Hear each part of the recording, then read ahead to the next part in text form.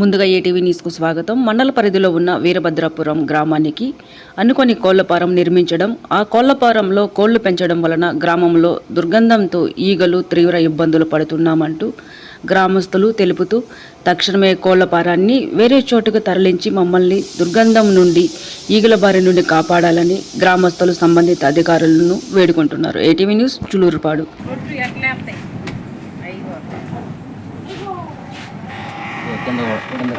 కింద కూడా కుప్ప పోనీ కింద కింద కింద కుప్ప పోనీ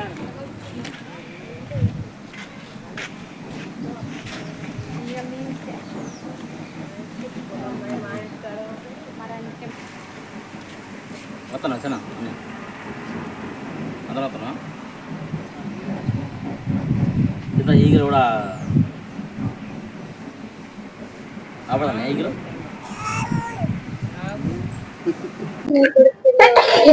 అది జూరుపాడు మండలం వీరభద్రాపురం గ్రామస్తులం మేము. మా ఊరు పక్కన అంటే కిలోమీటర్ దూరం కూడా లేదు.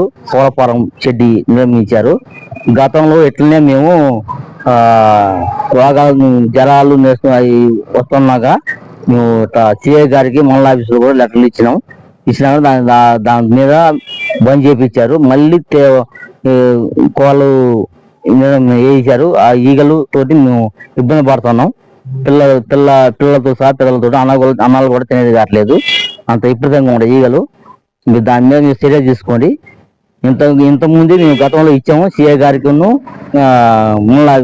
ఎంఆర్ఓ గారికి ఇచ్చినాము అని మేము కోరుతున్నాం. అది ఓకేనా.